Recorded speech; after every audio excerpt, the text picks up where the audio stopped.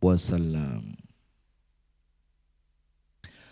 Assalamualaikum warahmatullahi wabarakatuh.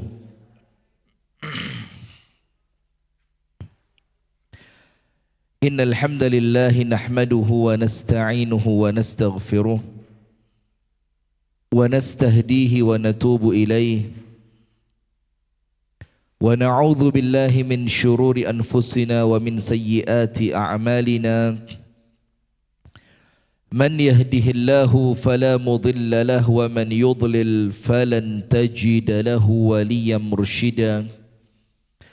أشهد أن لا إله إلا الله وحده لا شريك له وأشهد أن محمدا عبده ورسوله صلى الله عليه وعلى آله وأصحابه ومن والاه. أعوذ بالله من الشيطان الرجيم. يا أيها الذين آمنوا اتقوا الله حق تقاته ولا تموتن إلا وأنتم مسلمون. اللهم أنت ربي لا إله إلا أنت خلقتني وأنا عبدك وأنا على عهدك ووعدك ما استطعت. أعوذ بك من شر ما صنعت. أبوء لك بنعمتك علي وأبوء بذنبي فاغفر لي فإنه لا يغفر الذنوب إلا أنت. أصبحنا على فطرة الإسلام وعلى كلمة الإخلاص وعلى دين نبينا محمد صلى الله عليه وسلم وعلى ملة أبينا إبراهيم حنيفا مسلما وما كان من المشركين. أما بعد. اللهم إنا نسألك علما نافعا ورزقا طيبا وعملا صالحا متقبلا. اللهم علمنا ما ينفعنا وانفعنا بما علمتنا وزدنا علما وهدى وتوفيقا. آمين يا رب alamin. Kita awali kajian di pagi hari ini ibu-ibu sekalian dengan mendoakan saudara-saudara kita yang ada di Palestina, karena nampaknya tadi malam itu serangannya habis-habisan. Dan tadi malam itu serangan gabungan antara Zionis Yahudi dengan Amerika. Jadi pasukannya Amerika sudah mulai ikut. Dan itu ada teman kami, anak Palestina kuliah di Unair, kedokteran, pakai bahasa Inggris, pinter anaknya Masya Allah, pinter ganteng, gak mau cari mantu. Nah, itu kuliahnya sudah lulus, tapi karena beberapa hal yang belum selesai seperti praktek, koas segala macam, dia belum bisa pulang. Tadi malam dia WA, dia bilang, malam ini berat Ustadz katanya. Ini serangannya, biasanya serangan itu ngirim bom, tung, tung, berhenti beberapa saat. Kirim lagi, dung, itu tadi malam, dan tidak berhenti. Nah maka kita berdoa, semoga Allah subhanahu wa ta'ala memberikan kekuatan untuk saudara-saudara kita di Palestina. Semoga Allah berikan kesabaran untuk mereka. Semoga Allah subhanahu wa ta'ala jadikan orang-orang yang wafat di antara mereka Allah terima sebagai syuhada, dan yang sakit Allah berikan kesembuhan dengan segera, dan yang ditinggalkan oleh sanak kerabat familinya oleh Allah diberikan kesabaran, pahala besar dan ganti yang lebih baik. Amin ya rabbal alamin. Dan semoga untuk orang-orang Yahudi Israel oleh Allah subhanahu wa ta'ala segera dibinasakan. Amin ya rabbal alamin. A'udzubillahi minasyaitonir rajim. Bismillahirrahmanirrahim.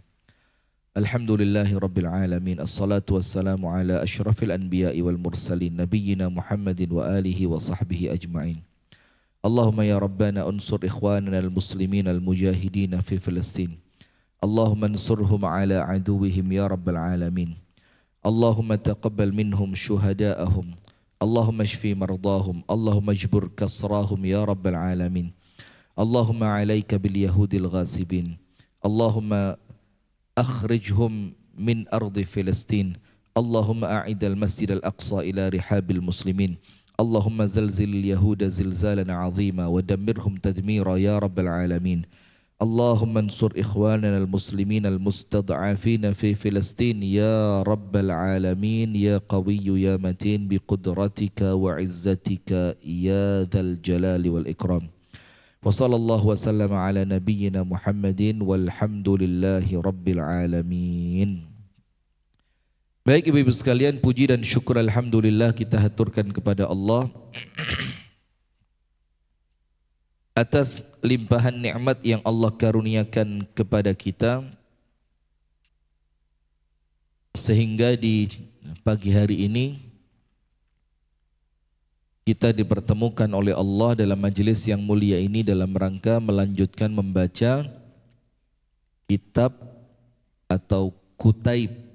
Jadi kutaib itu artinya kitab kecil yang tebelnya tidak lebih dari 200-300 halaman, tapi kitab kecil akan tetapi insya Allah manfaatnya besar, yaitu 35 amal pelebur dosa. Karena kita manusia yang tentu tidak pernah luput dari dosa, maka dengan itu menjadi pantas buat kita kalau kemudian kita ini senantiasa mengejar, mencari dan memprioritaskan amalan-amalan yang dengan amalan itu Allah Subhanahu wa taala menghapuskan dosa kita. Amin ya rabbal alamin. Amal yang pertama kemarin disebutkan apa? Masuk Islam, untuk orang yang kemudian mereka dilahirkan dalam keadaan tidak beragama Islam. Ketika mereka masuk Islam, maka semua dosanya oleh Allah diampuni, tapi kebaikannya tetap dicatat. Maka Rasulullah bersabda, dakhalta fil islami ala ma kana minka minal amal. Engkau masuk Islam beserta semua amal baikmu yang telah engkau lakukan. Jadi kalau amal baiknya oleh Allah diterima, tapi kalau dosanya oleh Allah diampuni. Amal yang kedua adalah bertakwa kepada Allah Subhanahu wa ta'ala. Secara umum, takwa itu apa? Ya semua yang Allah perintahkan, jalankan. Ketika menjalankan perintah Allah itu adalah takwa, maka menjalankan perintah Allah itu selain mendapatkan pahala, dia juga menghapuskan dosa. Nah sekarang yang ketiga, di pagi hari ini pada halaman yang ke-10. Halaman yang keberapa? 9. 10. 10. Naam. Mungkin cetakannya berbeda ya, mungkin ya. Sudah, tidak penting itu halaman berapa. Yang penting amal yang ketiga ya. Apa amal yang ketiga? Mutaba'atu an-nabiyyi sallallahu alaihi wasallam. Mengikuti Nabi besar Muhammad sallallahu alaihi wasallam. Jadi orang-orang yang mengikuti Nabi besar Muhammad sallallahu alaihi wasallam di dalam apa? Akidahnya, ibadahnya, akhlaknya, muamalahnya, perangai, bahkan zahirnya. Maka tentu dengan amalan itu salah satu yang kita kejar apa? Mudah-mudahan dengan mengikuti Nabi Muhammad dosa-dosaku oleh Allah diampuni. Maka untuk laki-laki enak Bu. Untuk laki-laki apa? Enak. Memang laki-laki itu di mana-mana senantiasa dienakkan. Memang Masya Allah, tabarakallah, Islam ini memang adil betul. Jadi terlepas hukumnya wajibkah, sunnahkah, tapi ada satu sunnah yang kalau diamalkan 24 jam gak ucul jenggot. Apa itu? Jenggot. Ada ibu-ibu berjenggot? Tidak ada. Nah, maka apabila seorang laki-laki ada satu amalan yang sangat mudah dia lakukan, tapi ingat, niat juga harus dijaga. Niat dijaga itu artinya jangan sampai pakai jenggot hanya untuk merasa lebih baik, jangan sampai pakai jenggot hanya untuk yo cek pantes, jangan sampai pakai. Bukan semua niatan itu. Ada orang yang ketika jenggotnya dilepas, dicukur, dikerok, itu kayak lucu gitu mukanya. Biasanya kayak sangar, serem. Ketika dihabisin, dia ngelihat di kaca itu. Ada yang seperti itu. Ada yang jenggot memang untuk menambah ketampanannya. Wah, dibentuk asik gitu kan. Ada yang jenggot itu memang niatannya kesehatan. Lah, niatan awalnya adalah mengikuti Nabi. Baru nanti niatan-niatan yang lain selama tidak terlarang itu mengikuti. Seperti sehat, ya alhamdulillah, dibilang ada penelitian kan, katanya kalau pakai jenggot nanti ada ada filter dari virus-virus apa segala macam, dia lebih macam-macam lah, tapi inti utamanya adalah mengikuti Nabi Rasulullah Muhammad sallallahu alaihi wasallam. Sekarang kita baca Allah Subhanahu wa taala berfirman di dalam surah Ali Imran, pada surat apa? Ali Imran, keluarganya Imran. Pada ayat yang ke-31. A'udzu billahi minasyaitonir rajim. Qul in kuntum tuhibbunallah, katakan wahai Muhammad sallallahu alaihi wasallam kepada mereka. Mereka ini siapa? Mereka yang mengaku mengikuti Nabi Muhammad, mereka yang mengaku cinta kepada Allah, mereka yang mengaku beragama Islam. Katakan sama mereka, sekiranya benar kalian itu mencintai Allah, maka ayat ini disebutkan oleh para ulama ayatul imtihan. Ayatul imtihan. Ayat apa? Ujian. Kenapa dibilang ayat ujian? Karena ayat ini yang menguji kecintaan kita kepada Allah. Kalau cintamu kepada Allah itu benar, apabila cinta kalian kepada Allah itu tidak hanya di bibir saja, maka apa? Maka ada syaratnya, ada cara untuk membuktikannya. Apa caranya? Fattabi'uni, yaitu mengikuti siapa? Nabi Muhammad sallallahu alaihi wasallam. Berarti kekuatan kita mengikuti Nabi bergaris lurus sejajar dengan kecintaan kita kepada Allah. Semakin kita cinta kepada Allah, semakin kita kuat mengikuti Nabi. Tapi sebaliknya, kalau ada orang meremehkan di dalam mengikuti sunnah-sunnah jalannya Nabi Muhammad SAW, apa salah satu di antara pengertiannya? Maka kecintaan dia kepada Allah pun tidak kuat. Faham ibu-ibu? Qul in kuntum tuhibbunallaha fattabi'uni. Syaratnya untuk mencintai Allah apa? Mengikuti Nabi Muhammad. Apa yang akan kita dapatkan apabila kita mengikuti Nabi Muhammad? Dua perkara. Nomor satu, yuhibbukumullah, Allah akan cinta kepada kalian. Wa yaghfir lakum dhunubakum, dan Allah akan mengampuni dosa kalian. Wallahu ghafurur rahim, dan Allah itu maha pengampun lagi maha penyayang. Jadi ayat ini awalnya ayat untuk ngetes, sama seperti ayat apa? Memberikan kepada kita suatu barometer, alat untuk ngukur, indikator, timbangan. Benar enggak kamu cinta sama Allah? Benar enggak cintamu kepada Allah itu? kuat atau lemah cintamu kepada Allah. Maka sama Nabi Muhammad dikasih apa? Bahasa gampangnya dikasih gelas ukur. Sampai enggak cintanya, bohongan enggak cintanya, seriusan enggak cintanya. Apa cara melihatnya? Dari kekuatan kita mengikuti Nabi Muhammad. Karena syaratnya orang yang mencintai Allah, syaratnya apa? Fattabi'uni, mengikuti Nabi Muhammad. Nah, setelah syarat itu kita penuhi, ternyata apa?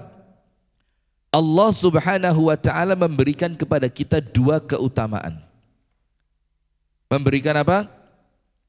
Dua keutamaan. Nomor satu, yuhibbukumullah, cinta berbalas apa? Cinta. Ketika kalian mencintai Allah, maka Allah akan cintai kalian. Al jaza'u min jinsil amal, balasan sesuai dengan amalan. Apalagi? Kama tadinu tudan, sebagaimana kamu berbuat kamu akan dibalas serupa dengan perbuatanmu. Nah, maka itu pun yang menjadi rumus di dalam cara Allah Ta'ala memberikan ganjaran kepada kita. Ketika kita mengamalkan sunnah Nabi Muhammad, itu ciri kalau kita mencintai Allah. Kalau kita mencintai Allah dengan mengamalkan sunnah Nabi, nomor satu, kita akan dicintai oleh Allah. Kita akan dicintai siapa? Allah.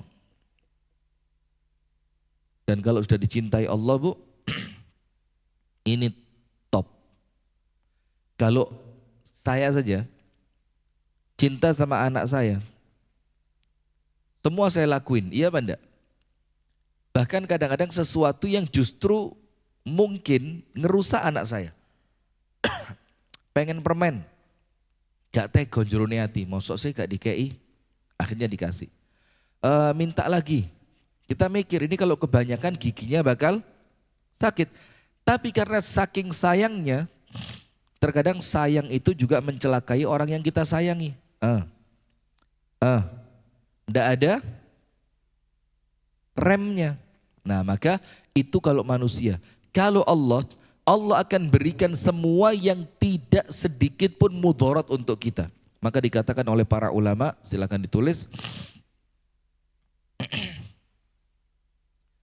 Innallaha maaf gini. Idza ahabbakallahu, apabila Allah Subhanahu wa taala mencintai kalian, mencintaimu, idza ahabbakallah, banyak semut. Idza ahabbakallah, apabila Allah mencintaimu, apa yang terjadi? Sakhkhara laka kulla syai'. Allah akan tundukkan untukmu segala sesuatu. Paham ya? Jadi pokok intinya, kalau memang Allah sudah cinta sama kita, maka semuanya oleh Allah akan ditundukkan bagi kita. Nah, maka anak-anak Allah jadikan tunduk. Apa lagi? Wah, enak suaranya. Ini ringtone HP apa burung beneran?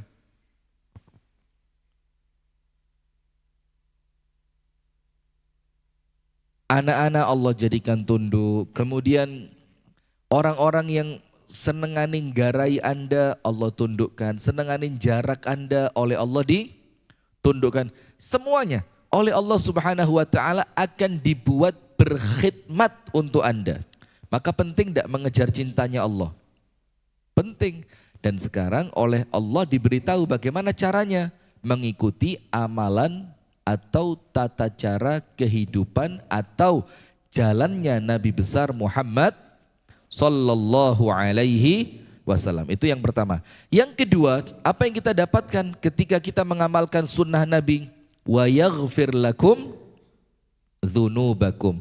Allah akan mengampuni dosa kalian. Nah, berarti setiap ada satu sunnah yang Anda amalkan, satu sunnah itu akan menghapuskan dosa Anda yang jumlahnya kita tidak tahu. Yang jumlahnya kita tidak tahu. Artinya yang tidak tahu apa? Jumlah apanya? Jumlah dosanya yang oleh Allah diampuni. Dan bisa jadi dosa-dosa yang banyak sekali oleh Allah diampuni ketika kita mengamalkan sunnah. Contoh, ada gangguan di tengah jalan. Sunnahnya gangguan itu diapain? Disingkirkan. Kalau panjenengan bisa melakukan itu, Bu, itu kan sunnah Nabi. Bahkan ada orang hanya menyingkirkan itu, oleh Allah dimasukkan surga. Tahu hadisnya? Ada seorang laki-laki lewat di suatu jalan, fawajada fihi ghusna syaukin. Laki-laki itu mendapati di jalan tadi ada sebatang pohon, sebatang kayu yang patah dari suatu pohon, ranting gitu. Yang rantingnya itu ternyata apa? Berduri. Terus dia mikir, ini kalau saya biarkan di sini, nanti orang yang lewat bakal kakinya terkena duri. Saya tidak suka orang kesusahan, saya tidak suka orang celaka. Diambil sama dia. Setelah diambil, dibuang ke tempat yang aman. Apa lanjutan hadisnya? Adkhalahullahul jannah. Allah berterima kasih sama dia dengan Allah masukkan dia ke dalam surga. Besar tidak surganya? Nemen amalannya. Nampaknya kecil, tapi itu amalan besar karena orang tidak mungkin melakukan itu kalau imannya tidak kuat. Orang mesti mikir, lah apa sih kok pelaur men? Apalagi dalam keadaan buru-buru. Sepeda motor kate mandek nyingkirkan gangguan tadi, di belakang wis kadung ngebel-ngebel. Nah, maka kalau imannya tidak kuat betul, kalau hatinya tidak bersih betul, tidak akan tergerak untuk melakukan itu. Pertanyaannya, kenapa orang tidak tergerak melakukan itu? Padahal amalannya terkesan kecil. Kenapa? Kenapa? Tidak ada. Belum tahu kalau pahalanya besar. Bisa jadi. Belum sampainya ilmu sehingga alah mek ngono tok lapo sih. Padahal kalau dia tahu pahalanya, dia akan lakukan. Yang kedua, tidak punya iman. Jangan tidak punya iman. Yo, mungkin kenapa? Mungkin keimanannya kurang sehingga tidak menggerakkan dia untuk beramal. Yang lain lagi? Wes timbang kesuwen.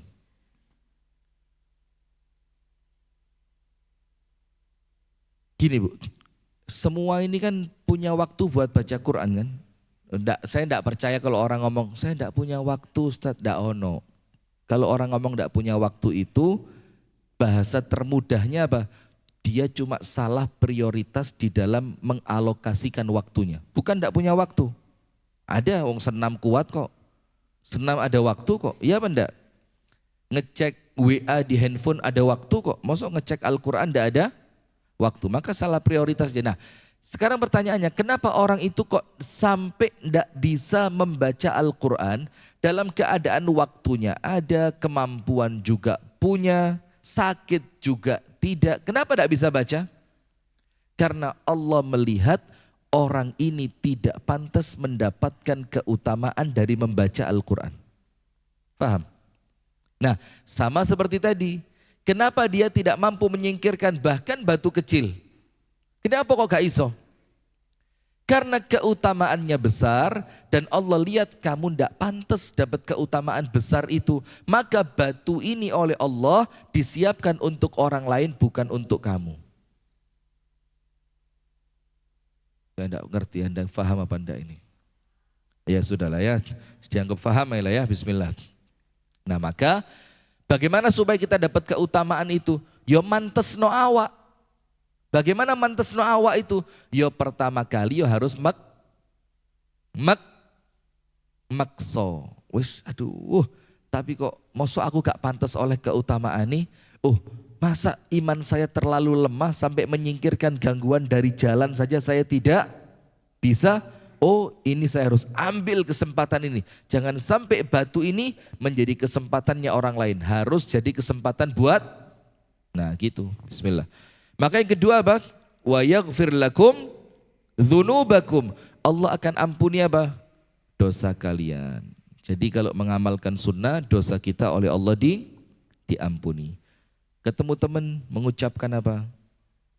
Cek lemune mbak. Ya ndak ta.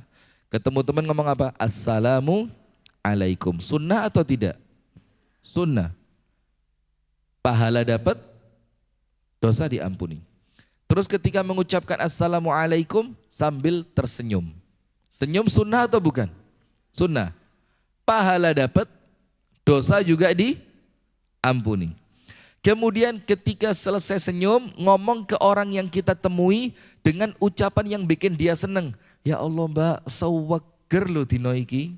Seneng gak dia? Seneng. Menyenangkan orang lain sunnah atau bukan? Pahala dapat, dosa diampuni. Apalagi kalau Anda punya sesuatu di dompet, wis teko oma wis nyiap noh bawa apalah kue atau apa. Mbak, ke sanggup kok ngaji cek gak ngantuan. Kasih sama dia. Ya entah weci atau permen, permen yang mudah ya, permen atau dikasih apalah ya. Apa bungkusan kecil diisi serbuk sianida gitu. Jadi nanti kalau dia mulai ngantuk bablas tidur. Tidurnya di mana tapi? Di kuburan. Nah sudah, jadi jangan meremehkan perkara-perkara sunnah. Jika Anda mengaku cinta kepada Allah, maka buktikanlah ucapan Anda dengan mengikuti Rasulullah Sallallahu Alaihi Wasallam.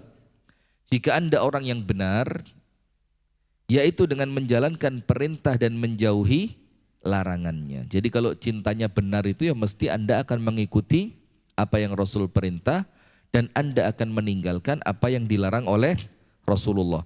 Maka jika Anda benar-benar mengikuti dan membenarkan semua yang diajarkan Rasulullah, niscaya Allah akan mengampuni semua dosa Anda. Amin. Yang telah lewat dan tidak akan menyiksa Anda. Tidak akan apa? Menyiksa Anda. Jadi selamat. Dunia bahagia, akhirat selamat. Sesungguhnya Allah Maha Pengampun. Sesungguhnya Allah Maha mengampuni dosa-dosa hambanya yang beriman dan Maha Pengasih terhadap seluruh makhluknya. Ayat yang kedua, Al-Ahqaf ayat yang ke-31. Ayat yang kedua apa? Al-Ahqaf ayat berapa? 31.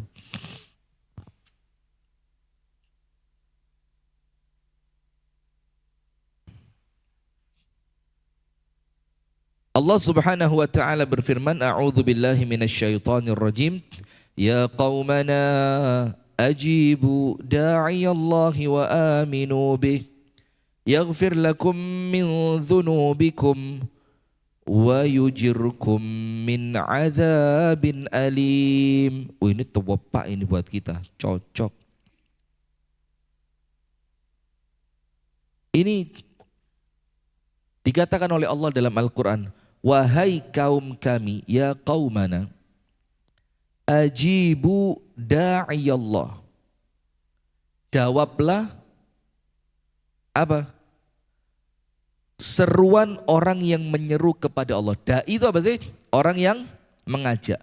Berarti kalau ad-da'i ilallah, orang yang mengajak kita kepada Allah. Ini diperintahkan, ya qaumana, wahai kaum kami, ajibu, nuruto, ikuti, taati, apalagi? Nuruto, ikuti, taati, apa? Patuhi, eloono, ojo di bantah. Nggak tahu kenapa subhanallah, sekali kena semut itu langsung kayak sugesti, kayak seawak kena semut kabeh. Langsung kayak gini, kayak gatel kabeh. Masya Allah, tabarakallah. Sudah?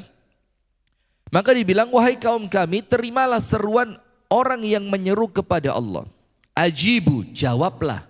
Jawabnya dengan apa? Dengan mengikuti, dengan mentaati, dengan mencontohnya. Wa aminu bihi, dan berimanlah kepadanya. Nanya di sini siapa? Allah. Jadi ikutilah orang yang menyeru kalian kepada Allah. Maksudnya siapa? Nabi. Nabi menyeru kita kepada siapa? kepada Allah. Ini diperintahkan ikuti Nabi yang menyeru kalian kepada Allah dan berimanlah kalian kepada Allah. Apa yang kita dapatkan? Dua. Nomor satu, yaghfir lakum min dzunubikum. Dosa kalian bakal diapain sama Allah? Diampuni. Sama enggak dengan Ali Imran tadi? Sama, Ali Imran ayat berapa? 31. Al-Ahqaf ayat berapa? 31. Podo, plek. Cuma yang satu Ali Imran, yang satu Al-Ahqaf. Dan ayatnya sama, seruan untuk mengikuti Nabi Muhammad dan balasannya juga dua, sama-sama duanya. Nomor satu, dosanya bakal diampuni. Yang kedua apa? Wa yujirkum min adzabin alim, dan Allah akan menyelamatkan kalian dari azab yang pedih. Azab yang pedih itu kelak di mana? Di akhirat.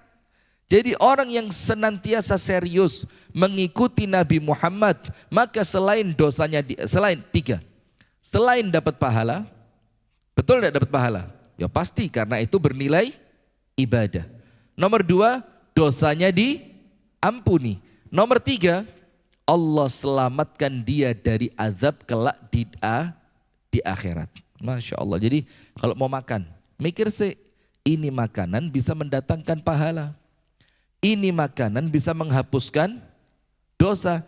Ini makanan bisa menyelamatkanku dari panasnya api neraka. Bagaimana caranya? Makanlah sesuai yang diajarkan oleh siapa? Nabi Muhammad. Makan jangan sekedar makan. Lagu nenek cilik-cilik itu lupa saya. Apa sih? Makan jangan asal kenyang atau apa itu? Lagu, enggak ada yang tahu. Memang Anda bukan kecil sih ya, jadi susah ya.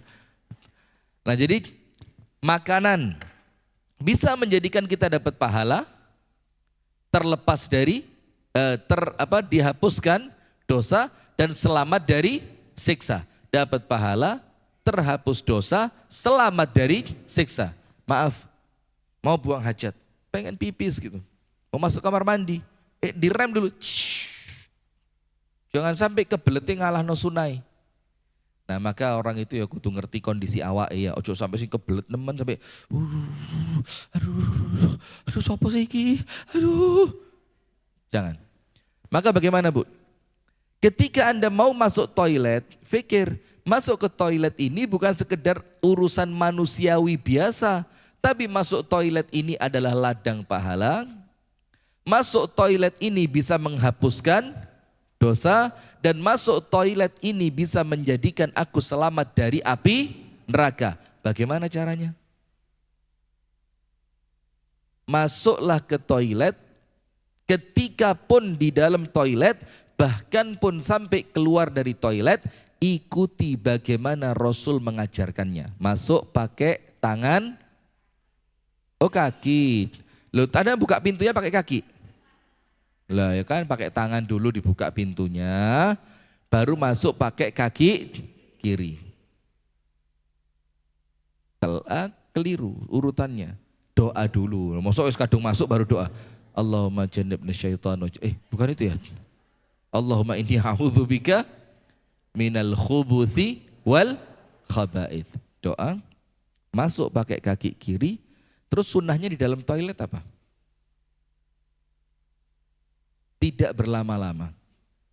Tidak berlama-lama. Jadi di toilet itu kudu sat-set das-des. Apa sat-set das-des itu? Yos hanya sesuai batas keperluan saja. Tidak perlu mlebu toilet bawa HP. Ayo. Masuk toilet kok bawa HP. Mau chattingan sama siapa Anda? Hah? Orang zaman dulu lah enak. Enggak ada orang zaman tahun 80-an masuk toilet bawa HP itu enggak ada. Enggak. Oh iya enggak ada HP ya zaman itu ya. Toiletnya juga enggak seperti orang sekarang kan. Orang sekarang kan toiletnya nyaman-nyaman. Bahkan maaf ya, bukan jongkok, duduk. Kemudian bahkan sekarang ada toilet yang toilet itu toilet kering. Tahu enggak toilet kering? Jadi tempat yang kena air khusus di sebelahnya. Tempat sini kering. Sampai toiletnya nyaman, bahkan ada yang di toiletnya pakai sofa. Sudah tidak usah bahas itu. Nah sudah ibu-ibu ya. Maka sunnahnya dalam toilet apa? Jangan terlalu lama. Hanya sesuai dengan kebutuhan aja. Kenapa? Karena toilet itu tempatnya siapa? Setan. Tempatnya jin. Tempat kotor. Maka orang-orang beriman, dia tidak akan nyaman di tempat-tempat yang dipenuhi oleh setan, menjadi tempatnya jin, tempat yang nampaknya najis, kotor. Nyaman gak Anda di situ? Enggak. Nah maka begitu ya. Kemudian ketika keluar, jangan lupa keluar pakai kaki sebelah kanan, ucapkan doa. Ghufranaka atau alhamdulillahilladzi azhaba 'annil adza wa 'afani. Lali kabeh doa yang itu. Sing paling pokok doa sing paling enak sing paling endek ya ghufranaka wis. Pokok yang alhamdulillahilladzi azhaba 'annil adza wa 'afani. Segala puji bagi Allah yang telah menghilangkan kotoran dariku wa 'afani dan telah memberikan afiat kepadaku. Afiat itu ya tidak ada kendala apapun, sehat, ya hati tenang, ya di omah ya gak ono khawatir segala macam, itu namanya afiat. Nah, ketika Anda lakukan seperti itu, Bu, Anda dapat 3. Pahala, ampunan dosa, terhindar dari siksa. Dalam semua hal, mau minum juga gitu. Mau apa lagi? Mau tidur, mau keluar rumah, mau masuk rumah, mau kerja, mau apa lagi? Mau taklim. Nah sunnahnya kalau taklim apa Bu? Senden. Nah, itu Masya Allah yang senden ini dapat pahala, dihapuskan dosa, terhindar dari siksa. Amin ya Rabbal Alamin. Saya ini suka belani orang, jangan khawatir. Udah ada guyon ya. Al-Imam At-Tabari menyebutkan di dalam tafsirnya bahwa yang dimaksud dengan da'i Allah di dalam Al-Ahqaf ayat yang ke-31 tadi adalah siapa? Orang yang menyeru kepada Allah. Siapa dia orang yang menyeru kepada Allah itu? Adalah Rasulullah Muhammad sallallahu alaihi wasallam. Apa seruannya? Yakni penuhilah seruan Nabi Muhammad sallallahu alaihi wasallam untuk kalian taat kepada Allah. Dan benarkanlah apa yang dibawa oleh Nabi Muhammad, tegakkanlah perintah maupun larangannya sehingga Allah akan mengampuni dosamu, menutupi kesalahanmu dan tidak akan membeberkannya di akhirat kelak sebagai azab bagimu. Jadi termasuk ditutupi sama Allah aib-aib kita. Allah akan menyelamatkanmu dari azab yang pedih kalau kamu mau bertaubat dan mau kembali beriman kepada Allah dan kepada penyeru yaitu Rasulullah Muhammad sallallahu alaihi wasallam. Dan dikatakan bahwa yang dimaksud da'i Allah adalah Al-Qur'an Al-Karim. Jadi ada 2 pendapat. Da'i Allah ada yang mengatakan adalah Nabi Muhammad sebagai da'i yang menyeru kita kepada Allah. Ada penafsiran yang lain dalam Al-Ahqaf 31 kata-kata da'i Allah itu artinya adalah Al-Quran yang menjadi penyeru kita untuk senantiasa taat kepada Allah. Al-Imam Al-Alusi menyebutkan dalam tafsirnya bahwa yang dimaksud da'i Allah mungkin Al-Quranul Karim atau mungkin Rasulullah sallallahu alaihi wasallam. Adapun yang dimaksud min dzunubikum, dosa kalian yang akan diampuni adalah dosa yang berkaitan dengan haknya Allah. Adapun yang berkaitan dengan haknya manusia tidak akan bisa diampuni dengan keimanan saja. Akan tetapi harus apa? Mengembalikan hak tersebut kepada yang berhak. Jadi gini, yaghfir lakum min dzunubikum, Allah akan ampuni dosa kalian. Nah, dosa yang diampuni di sini apa? Yang berkaitan dengan haknya Allah. Haknya Allah itu artinya apa? Dosa yang tidak ada sangkut pautnya dengan manusia. Apa misalkan? Tidak ada kaitannya dengan manusia. Judi, tidak ada kaitannya, kita tidak zalim sama manusia kan? Tapi itu kaitannya dengan Allah. Yang lain apa? Maaf ya. Scrolling Instagram, terus lihat foto, gambar, atau informasi yang tidak baik, tidak ada kaitannya dengan manusia. Itu dosa antara kita dengan Allah Subhanahu wa ta'ala. Sip, berarti amalan ketiga apa, Bu? Agar dosa-dosa kita oleh Allah diampuni adalah mengikuti sunnah Rasulullah Muhammad sallallahu alaihi wasallam. Nah, sekarang kesimpulannya. Nomor 1. Kekuatan kita mengikuti Nabi Muhammad, kekuatan kita mengikuti Nabi Muhammad setara dengan kecintaan kita kepada Allah. Setara dengan kecintaan kita kepada Allah. 2.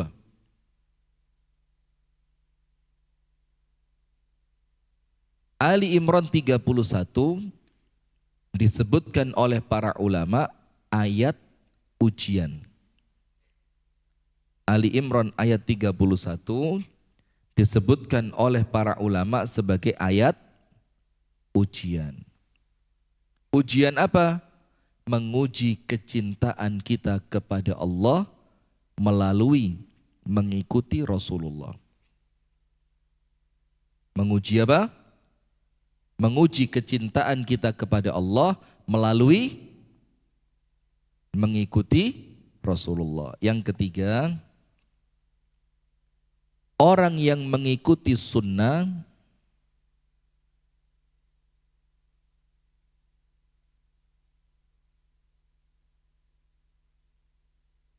akan dicintai oleh Allah,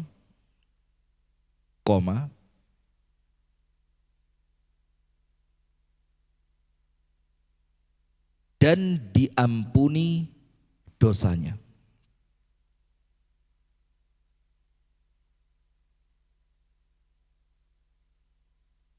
Sip. Berikutnya nomor berapa? 3. 4. Ya sudah 4. Keempat, Al-Ahqaf 31 menambahkan satu keutamaan untuk orang yang mengikuti Nabi. Al-Ahqaf 31 menambahkan satu keutamaan lagi. Apa keutamaan tambahan itu? Yujirkum min azab. Apa? Yujirkum min azabin alim. Akan terhindar dari azab. Wes, sekarang yang baru halaman 13. Kalau punya Anda 12 ya. Amalan keempat yang menjadikan dosa kita oleh Allah diampuni. Amalan keberapa? Keempat.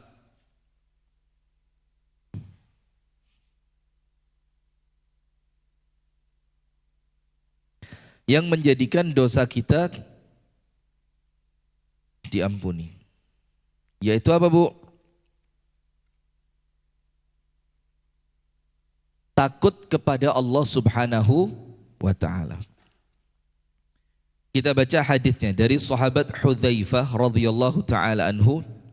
Dia meriwayatkan bahwasannya Rasulullah sallallahu alaihi wa alihi wa sahbihi wasallam bersabda,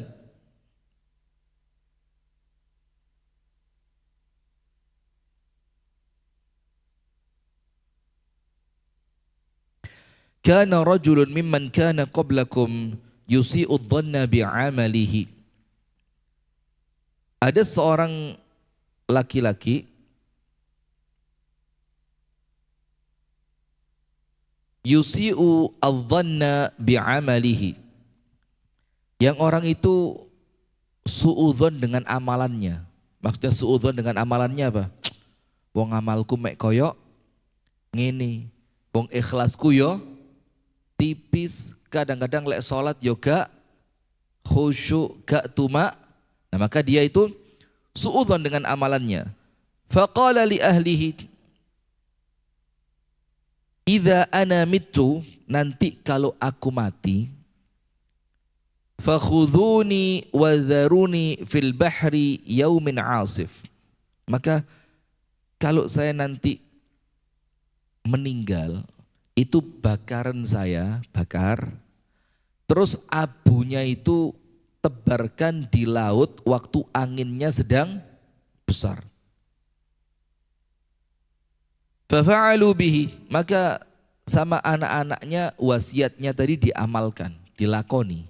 Ketika bapaknya meninggal, karena dia melihat amalannya tidak akan menjadikan dia selamat di hadapan Allah. Takut dia sama Allah. Lawang amalan koyok ngene kok kate ketemu Gusti Allah. Takut dia. Akhirnya dia bilang, wis gini aja ya, biar saya tidak ketemu Allah. Nanti kalau saya meninggal, bakar.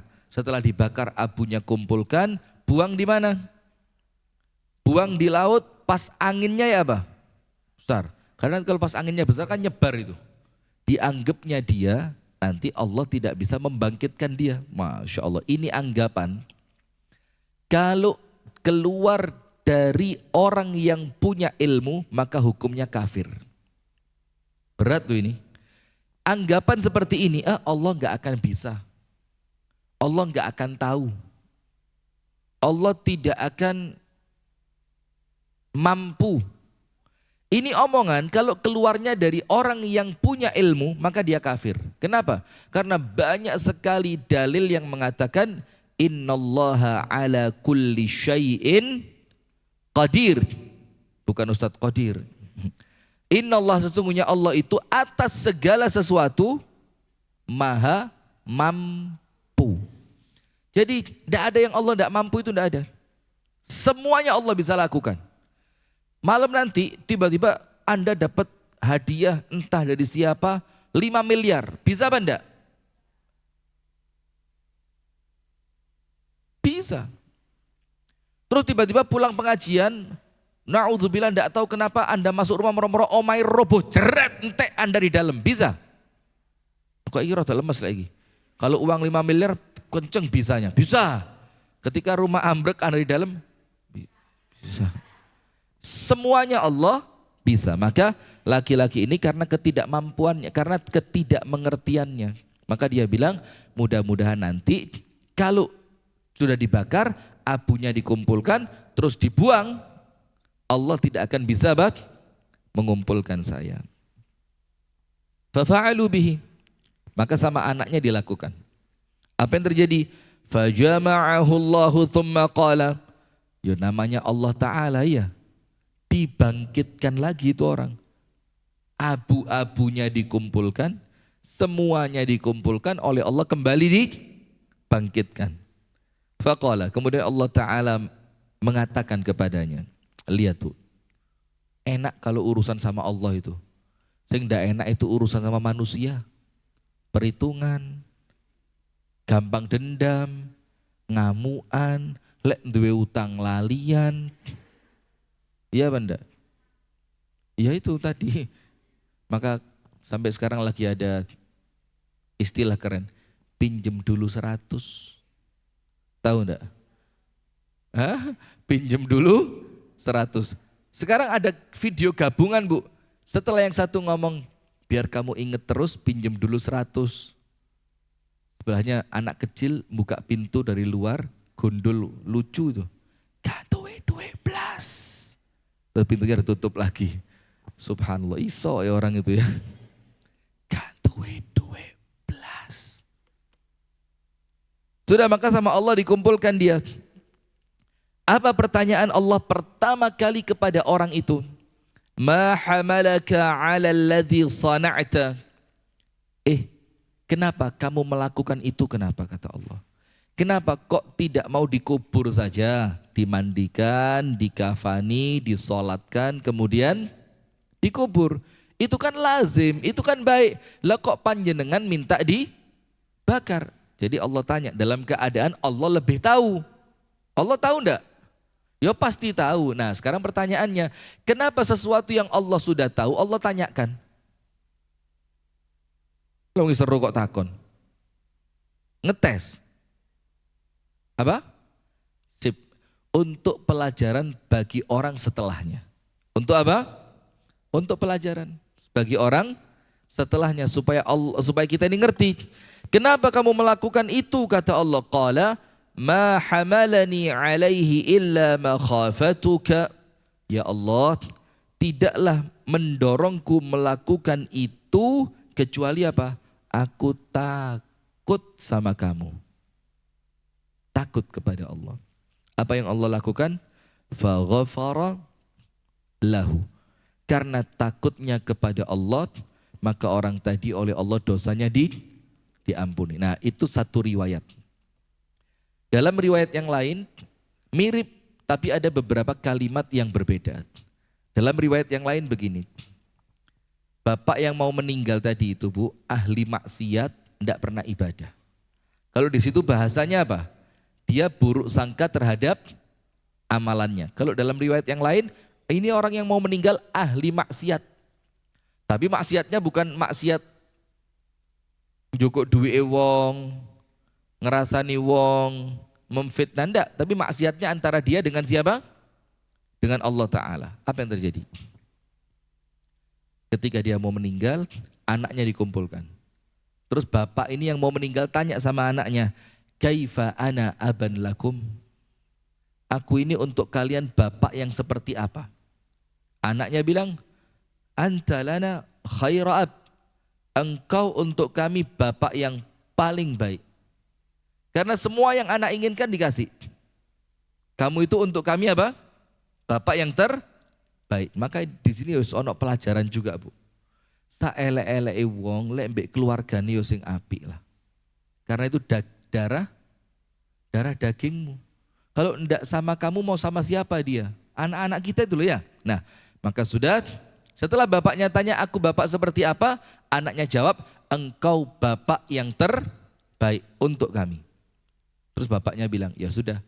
Kalau aku bapak yang terbaik, saya minta satu, kata bapaknya. Apa itu? Tapi tolong dilakukan kalau saya meninggal nanti. Anaknya bilang, iya wong panjenengan bapak yang baik kok. Mosok permintaan terakhir tidak kami penuhi. Sudah, apa yang terjadi? Ya wis, apa permintaannya? Nanti kalau saya wafat, obongan. Nah, akhirnya sama hadisnya. Bakar, kumpulkan abunya, buang di laut, bagikan kepada beberapa keluarga kalian. Iki nggo didik, pisau sing adoh. Pas angine gede, culno situ-situ. Kenapa? Supaya Allah tidak membangkitkanku. Sudah kan? Setelah itu sama anaknya dilakukan, oleh Allah dibangkitkan. Allah tanya, kenapa kamu begitu? Dibilang, takut ya Allah, gak tahu genah, maksiat gak tahu pedot. Lah kalau nanti engkau menanyakan itu kepadaku, aku jawab apa? Maka laki-laki itu bilang, aku jawab apa? Takut ya Allah ketemu kamu. Apa kata Allah? Malaikat kumpul semua. Malaikat langit dikumpulin sama Allah. Apa Allah firmankan? Ishhadu, jadilah kalian saksi karena takutnya dia kepadaku, aku ampuni dosanya. Masya Allah, coba rasa takut kepada Allah. Nah, tapi masalahnya sekarang ada orang-orang yang rotok. Gimana ya? Pola pikirnya itu hanya menganggap kabeh wong iki kaya awake dhewe. Dia hanya menganggap semua orang itu kayak dia. Sing salate gak tahu pedot, tahajud istiqomah, poso Senin Kemis gak tahu mandek. Semua orang itu dianggapnya kayak dia semua. Sehingga ketika membaca hadis ini muncul kesimpulan yang kerdil. Apa kesimpulannya? Kalau kamu betul-betul takut kepada Allah, tidak mungkin kamu maksiat. Kalau kamu betul-betul takut kepada Allah, tidak mungkin kamu ninggal sholat. Nah, itu kan orang yang tidak memahami keadaan orang lain. Terus pokoknya takut itu ya gak mungkin maksiat, takut kok maksiat. Nah, ini hadisnya sahih. Ahli maksiat gak tahu ibadah, ketika dia ngomong di hadapan Allah, aku takut kepadamu, oleh Allah diterima. Berarti Allah tahu dia tidak bohong. Iya apa enggak? Nah, berarti yo ono, Bu. Ada orang-orang yang takut kepada Allah, tapi dalam suatu keadaan tidak menutup kemungkinan dia terkalahkan oleh hawa. Faham adik-adik? Ngono gak ngerti. Baik. Sudah, berarti jangan kehilangan rasa takut kepada Allah. Hadisnya riwayat siapa Bu? Imam Bukhari. Riwayat siapa? Imam Bukhari. Hadis ini menjelaskan betapa besarnya keutamaan rasa takut kepada Allah yang menjadi konsekuensi keimanan.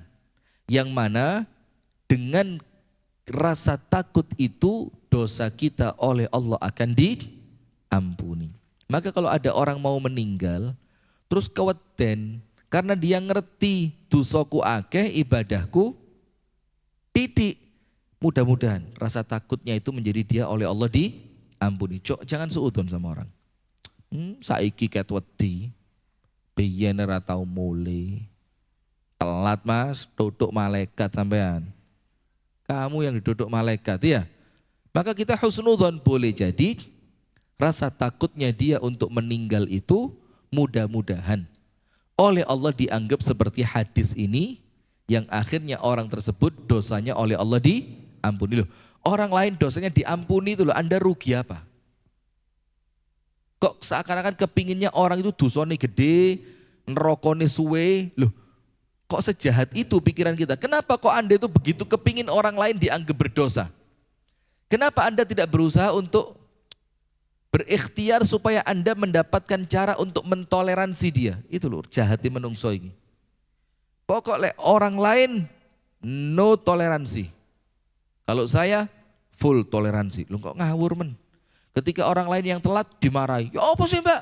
Macet. Oke, karo Malang macet. Terus kemudian zaman Belanda Malang wis macet loh.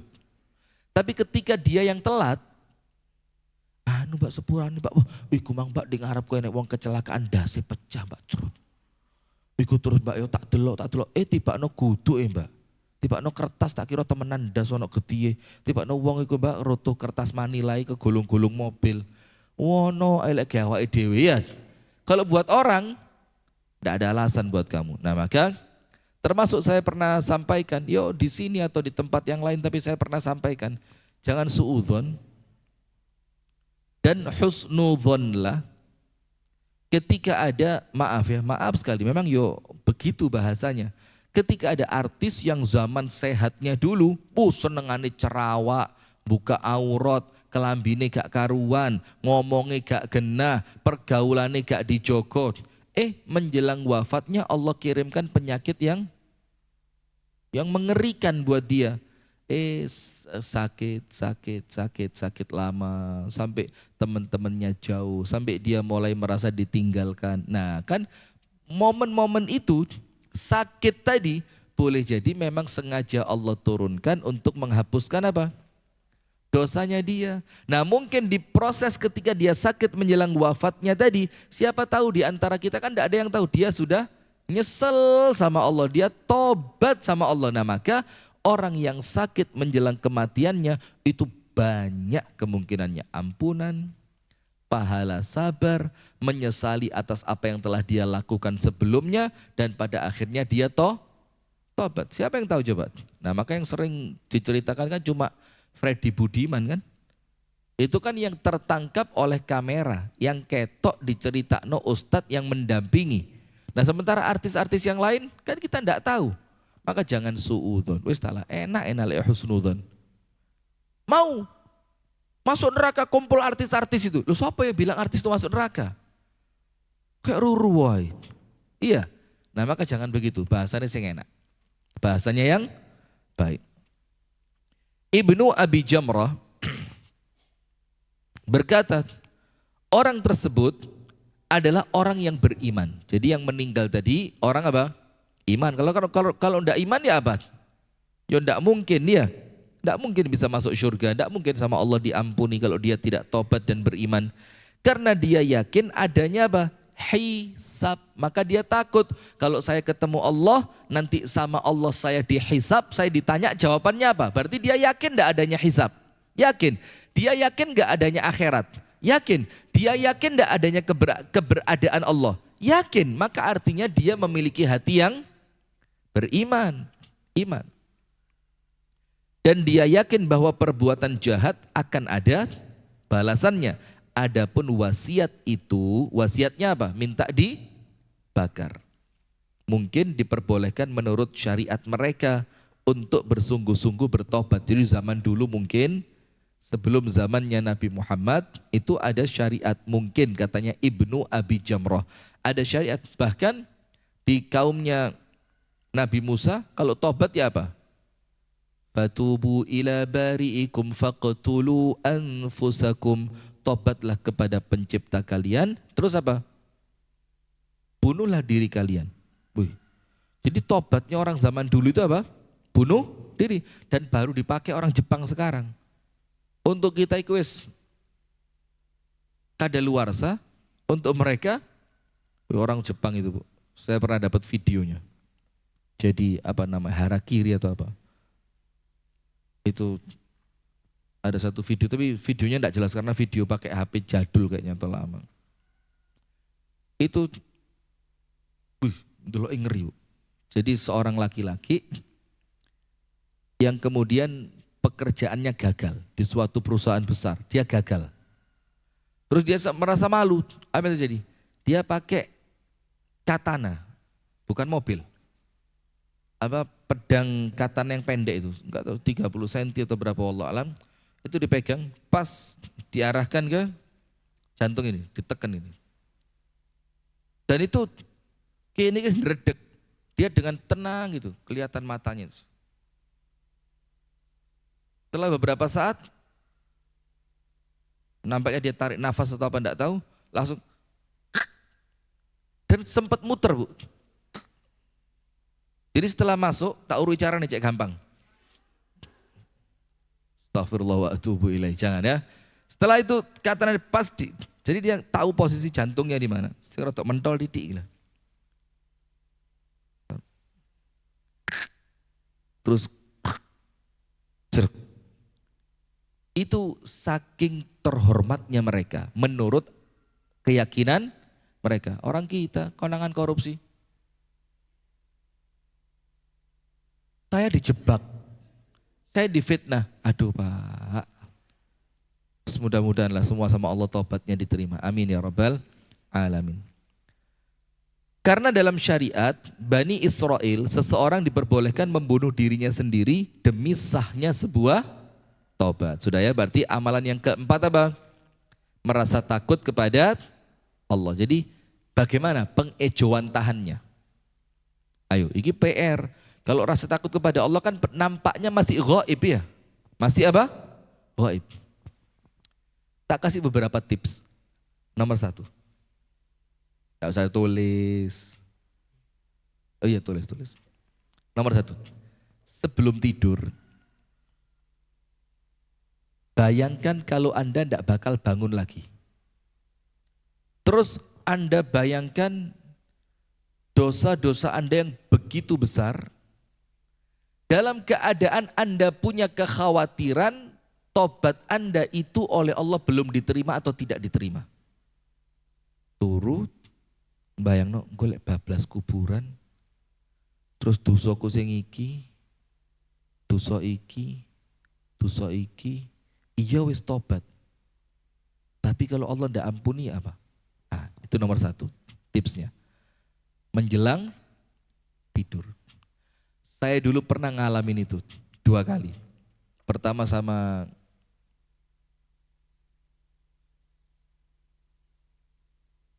dokter jantung di Rumah Sakit Persada. Profesor Saifur. Ada yang kenal ya? Kebetulan istri beliau juga ngaji juga. Sudah ketika masuk ruang operasi, itu ditensi, darah saya langsung naik 180. Kata dokternya, berhenti dulu, tidak boleh dioperasi, nanti bahaya, katanya, bisa stroke.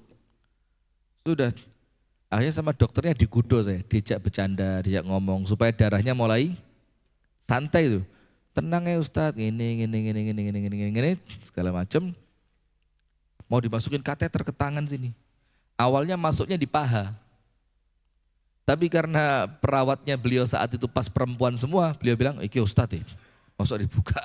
Katanya wis tak lewat tangan aja katanya. Sudah. Terus bercandanya begini. Gak Ustadz lek mati, iki mek ngelebokno selang tok kata dia. Nanti selang itu ada alatnya, dia bisa masuk ngikutin aliran darah sampai ke pembuluh jantung, nanti dilihat di jantungnya mana penyumbatannya, apa kendalanya, ketok kabeh. Iki kudu sing operasi sing urat saraf, urat nadi diketok, gak, iki ngelebokno kabel katanya. Sudah. Terus beliau bilang apa? Beliau bilang gini, mosok Ustadz kok si wedi mati. Lo ngawur dokter ini. Ini dokter mulai overlapping ini. Dokter aja lah. Sudah, mosok Ustadz wedi. Loh, panjenengan kan taunya saya ketika jadi Ustadz. Anda enggak tahu saya kalau pas pulang, Anda enggak tahu saya kalau di mana. Anda kan begitu. Yang maha tahu siapa? Lho kene ya roba. Iya lek mbek Gusti Allah diampuni. Lek gak moro-moro sampean surung kene bablas nyawane metu kok ndukur ini ya apa? Nah, jadi mengingat dosa menjelang tidur itu bisa memunculkan rasa takut kepada Allah. Akhirnya apa? Aduh ngeri nanti kalau ketemu Allah ya apa ya, gak balik. Itu cara pertama. Nah tapi kalau sudah dapat itu, yojok langsung turu. Istighfar. Istighfar, tobat. Kenapa? Ya Allah, mudah-mudahan betul-betul gak balik. Mudah-mudahan tobatku, istighfarku menjelang tidur ini engkau terima. Cara kedua bagaimana? Cara kedua, membayangkan kematian seketika. Mati tiba-tiba. Coba saya mau angkat tangan. Punya temen enggak yang sehat walafiat, bahkan tas ketemu guyon-guyon moro-moro mati.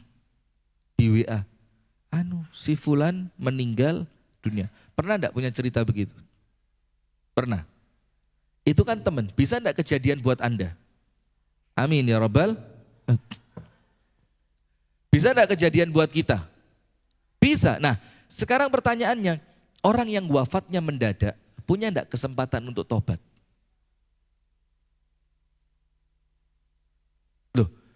Ya kalau enggak tahu ya saya juga enggak tahu Bu, tak mulia ya wis. Loh maksud saya kata-kata mendadak itu loh Bu, ngerti kan Anda? Mendadak itu apa? Itu kan artinya tiba-tiba. Artinya mendadak itu tanpa persiapan. Itu kan mendadak. Iya enggak? Nah, jadi kalau dari bahasa mendadak tadi kira-kira ada enggak kesempatan tobat? Ya enggak ada. Terus ada enggak kesempatan minta maaf? Ngomong nang ibumu jaluk sepuro karena ternyata dalam hidupku bukan cuma dia, ono telung kas liyane. Ini kalau punya kesempatan. Lah namanya istri, suaminya mau mati, tego apa gak? Gak tego, maka istrinya bilang apa? Ya wis mas, gak popo. Mari kono waras mana tiba no. Istrinya bilang apa? Gak sito gak popo wis mas, gelut ae. Nah, dan ini kejadian. Saya mau cerita kok enggak enak, tapi enggak cerita kok kepingin cerita. Salah satu ustadz di sana, Sumatera. Saya enggak ceritakan tempat-tempatnya ya, karena beliau juga sering keluar di YouTube segala macam. Gagah, gede, dukur.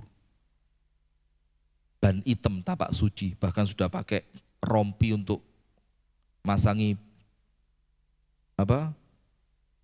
penghargaan-penghargaannya itu loh.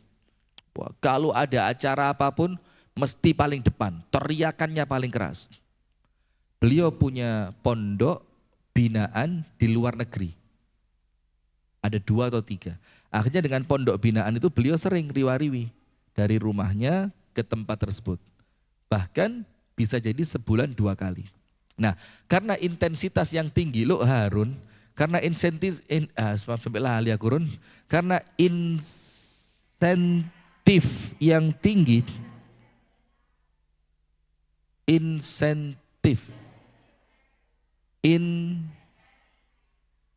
paham saya, guyon, intensitas yang tinggi. Ada satu dosen di negeri tersebut jatuh hati sama Ustadz ini. Masih dari keluarga terhormat. Dipikir sama Ustadz, istri urusan belakang lah. Yang penting nikah dulu. Nikah akhirnya si Ustadz tadi. Nikah si Ustadz tadi tanpa sepengetahuan istrinya. Boleh apa enggak? Wah, Anda lo ngerti. Masya Allah sudah. Apa yang terjadi? Ya jenenge orang nyimpen rahasia kan suwelan suwe mesti kebongkar. Ya enggak? Sudah. Qadarullah istrinya tahu. Oh, sama istrinya enggak boleh lagi ke tempat itu. Terus mulai hari ini enggak ada kontrol pondok. Enggak pakai dikontrol. Masuk rame itu. Panik ya si suami. Wong biasanya di jopo gagah perkasa. Mulai ceramah gaya surban jerit-jerit. Masuk istrinya ketahuan langsung cut. Jadi memang laki-laki itu ada istilah, maaf ya Bu ya, mau rotok-rotok kasar. Tapi ini istilah perlu kita tadaburi nih. Apa itu? Wong lanang iku lek disentak bojone goblok dadak. Enggak tahu. Karena saya belum pernah merasakan ya. Jadi ya saya enggak tahu itu. Jadi disentak bojone itu langsung tiba-tiba itu gelar profesor kayak hilang. Aku dendi. Lu sampean sapa? Loh. Ini ya bisa jadi serius, bisa jadi ya goro-goroan aja bojone. Loh, Mas. Celokna Ustaz Dwi di Ruqyah. Nah, sudah cari ustadz-ustadz yang bisa menolong dia. Dapat satu buku. Ada ustadz mujahid pemberani nulis buku. Yang nulis bukan ustadznya dia, tapi istrinya. Istrinya ustadz. Jadi cerita suamiku sang mujahid itu. Dalam keadaan ustadz tersebut tahu si ustadz itu istrinya juga dua. Walaupun pada akhirnya Allah takdirkan pisah dengan istri keduanya. Sudah katanya ustadz yang di sana tadi, ini yang nulis istrinya mesti menguatkan ini. Buku durung sempat diwoco, dituku, ditekek meja belajarnya istrinya. Harapannya dia biar dibaca. Ternyata di buku itu istrinya ustadz tersebut yang bikin buku itu paling anti dengan poligami. Terus sama istrinya dikasih tanda, di covernya dikasih surat. Bang, baca halaman yang aku tandain. Dibaca sama ustadz tadi setelah pulang dari pengajian. La ilaha illallah. Saya salah beli buku. Itu buku diambil, dibuang ke belakang rumah. Sudah. Dalam keadaan beliau masih sesekali sembunyi-sembunyi datang ke pondok yang di luar negeri. Ketemu sama istri keduanya. Anda kalau cerita ini serius kabeh. Tadi baca hadisnya. Kalau ceritanya pas gini langsung. Wes, enggak usah, wes. Bismillah, lanjut. Sudah. Sekarang halaman yang ke-14, menjauhi dosa-dosa besar. Penasaran? Iya wes, tak cerita nih, tak lanjutkan. Sudah. Sambil si Ustadz ini masih sesekali curi-curi waktu berangkat ke luar negeri itu. Ketemu sama istrinya, komunikasi, ya apa ini istri. Sampai suatu hari putus asa ini Ustadz ini. Wes kayak iso ini. Apa yang dia lakukan?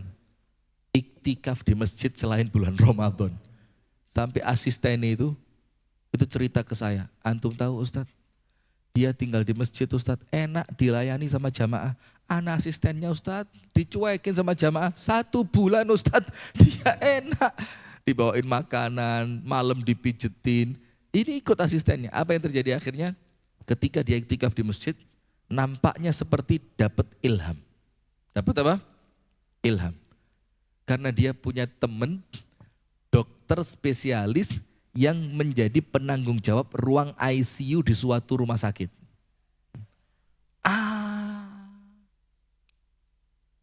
Kediri, apa Kediri? Sudah. Telepon. Assalamualaikum. Ya, bye. Ada bed kosong nggak di ICU? Ustadz sakit apa? Nanti anak ceritain. Ada enggak? Ada Ustadz, ready nih. Ya udah anak berangkat dulu. Berangkat.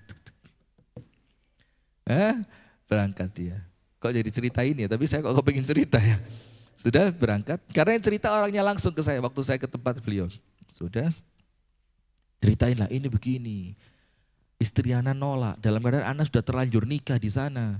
Nah, sementara yang perempuan yang Ana nikah ini ya dosen, ya dari keluarga terhormat, terpandang di tempatnya kan. Kalau mereka dengar cerai kan ya nanti harga diri keluarga juga jatuh. Terus bagaimana saya jawab apa, muka saya ditaruh mana.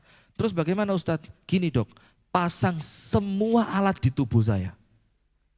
Pacu jantung, rekam jantung, tensi darah, alat cuci darah taruh juga di samping gitu. Pemasangan kabel-kabel ini. Nah nanti kalau, tapi ini bukan ngajarin loh ya.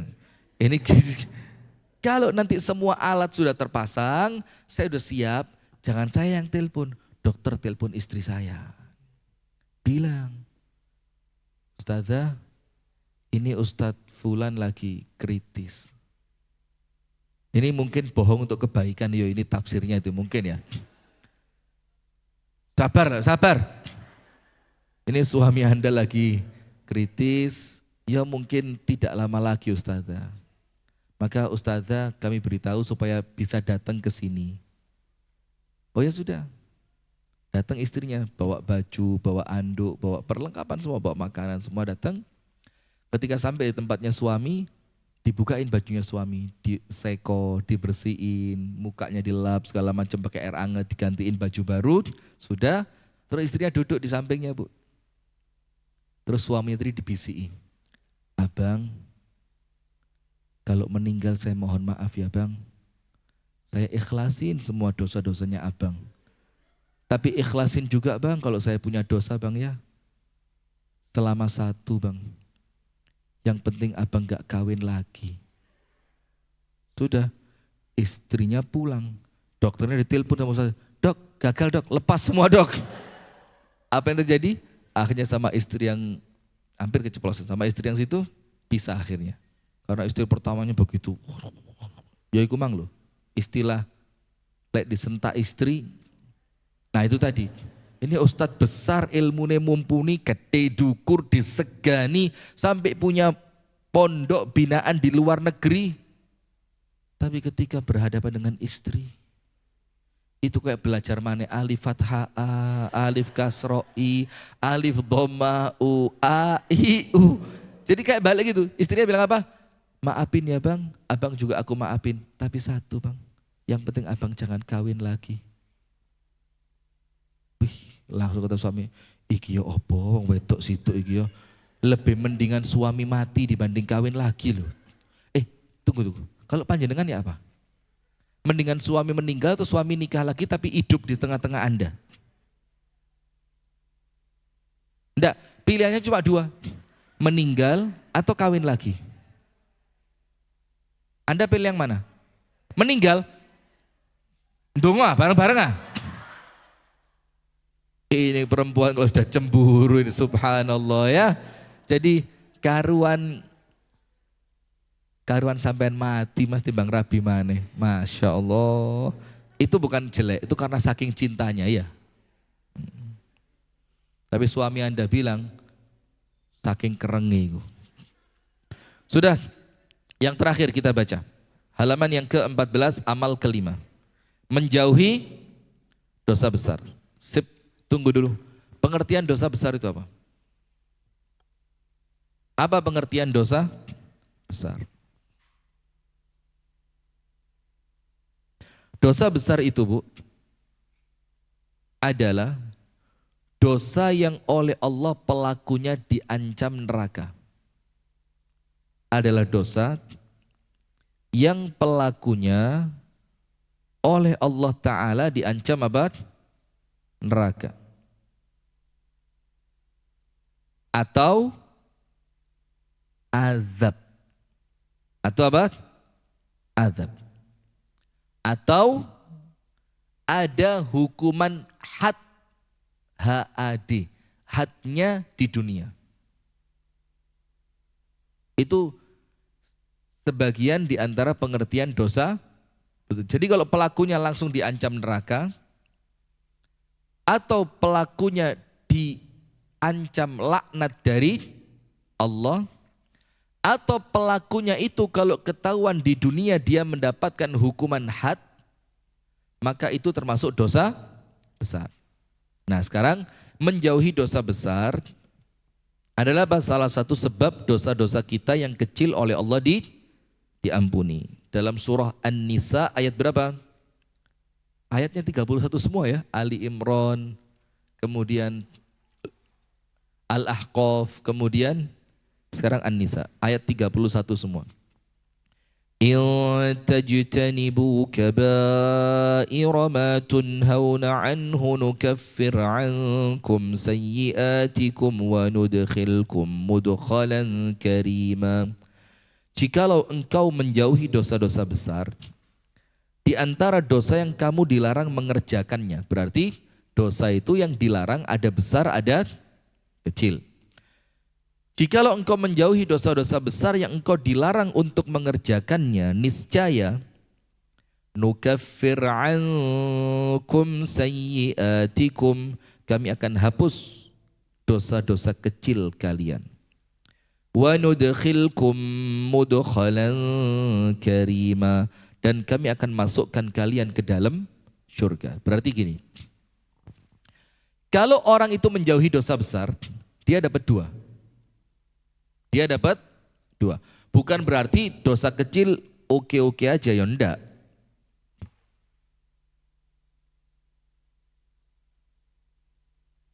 Apa artinya? Ketika dia menjauhi dosa besar tadi, Bu, maka nomor satu, dosa kecil itu kan manusia tidak luput darinya. Iya enggak? Dosa kecil itu kan dia wis ono, ya kan? Ngelihat orang sholat, pakaiannya gak tepat, ngeremeng titik, dosa. Macam-macam ya kan? Dosa. Maka yang pertama yang Allah berikan, dosa-dosa kecil kita yang banyak itu, walaupun kecil bisa jadi apa? Banyak. Tapi apa? Sama Allah kalau dosa besar kita jaga diri kita, na'udzubillah ya, ndak zina, ndak judi, ndak minum khamr, ndak narkoba. Pokok dosa-dosa besar. Maka yang kecil-kecil tadi, itu otomatis oleh Allah dihapus. Yang kedua, apa yang Allah berikan? Ketika dosa besar dijauhi, dosa kecil diampuni, kira-kira masuknya mana? Kira-kira masuknya mana? Loh, dosa besar loh, tidak pernah dilakukan. Dijogo betul, jangan sampai melakukan dosa besar. Karena dia menjauhi dosa besar, dosa kecilnya oleh Allah diampuni. Berarti punya dosa tidak dia? Tidak ada. Kalau tidak ada dosa, tempatnya surga apa neraka? Nah, maka Allah firmankan, wa nudkhilkum mudkhalan karima, dan kami akan masukkan kalian ke dalam surga. Allah Subhanahu wa taala berjanji, jika hambanya menjauhi dosa-dosa besar, niscaya Allah menghapus kesalahan-kesalahannya, yaitu dosa-dosa kecil. Al-Imam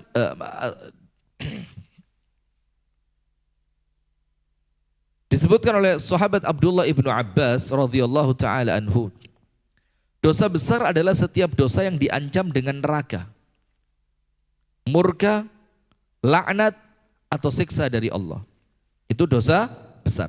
Sebagian ulama berkata, dosa besar adalah yang dilarang oleh Allah di awal surat An-Nisa sampai ayat ke-30. Jadi kalau Anda buka An-Nisa, dari awal sampai ayat berapa? 30, itulah kriteria atau spesifikasi dosa-dosa besar. Al-Imam Qatadah berkata di dalam tafsirnya bahwa ayat in tajtanibu kaba'ira ma tunhauna an, jika kamu menjauhi dosa-dosa besar di antara dosa yang dilarang kamu mengerjakannya, adalah artinya apa? Kata Imam Qatadah, bahwa Allah menjanjikan pengampunan dosa bagi orang yang menjauhi dosa besar. Sebab dosa besar hanya bisa dihapus dengan taubatan nasuha, iman dan amal soleh. Jadi artinya, Bu, wis talah, bismillah. Dosa besar ojo sampai, jogon betul, jangan sampai melakukan dosa besar. Termasuk, maaf ya, bohong itu dosa besar. Jadi saya tidak senang betul ketika orang itu meremehkan bohong.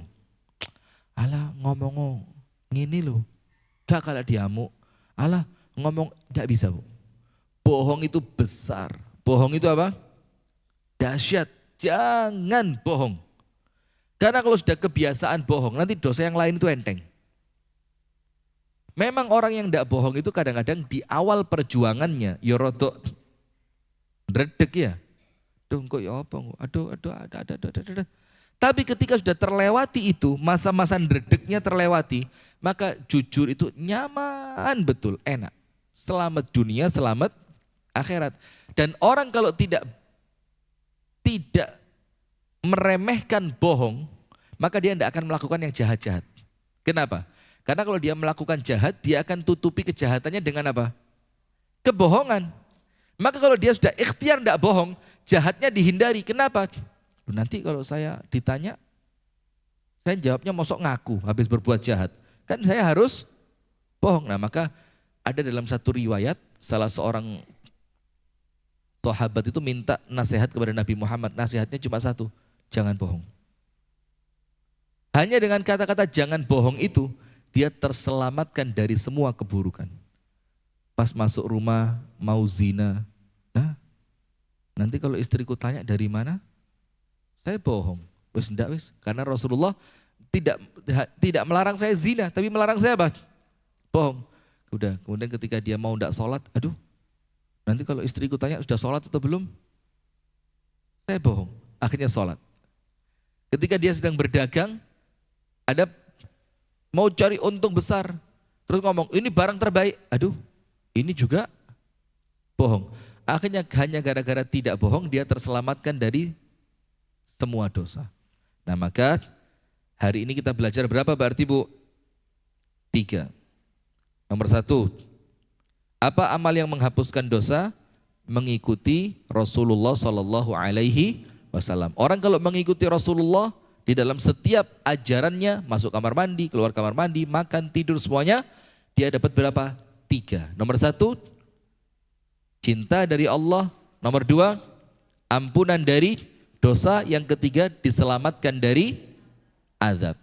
Nomor 2, takut kepada Allah Subhanahu wa ta'ala. Bagaimana caranya? Menjelang tidur, pikiran dosa panjenengan, bayangkan kalau panjenengan tidak bangun lagi. Nomor 2, takutnya bagaimana? Kalau saya mati seketika. Nah maka senantiasa liputi hati Anda dengan rasa takut kepada Allah. Dan yang kelima, menjauhi dosa-dosa besar. Insya Allah kita lanjutkan pada pertemuan yang berikutnya. Semoga ada manfaatnya. Kurang lebihnya saya mohon maaf. Dan ibu-ibu sekalian, saya ingetin lagi ya. Jangan lupa banyak doa buat saudara kita di Palestina. Kemudian, kemarin saya sudah sedekah Ustadz. Enggak kemarin, hari ini. Kalau panjenengan mau, nanti saya kirim ke Bu Puji nomor rekening teman saya yang banyak saya ceritain sudah ya. Itu rekening itu Bu, rekening pribadi yang langsung ditransfer ke Gaza jadi roti dan jadi air minum. Dan insya Allah beliaunya terpercaya. Nanti kalau ada yang mau lagi saya kirim ke Bu Puji, silakan minta nomornya ke Bu Puji. Ustadz Nidhol Masyhud, itu beliaunya. Barakallahu fikum, subhanakallahumma wa bihamdika, asyhadu an la ilaha illa anta, astaghfiruka wa atubu ilaik. Assalamualaikum warahmatullahi wabarakatuh.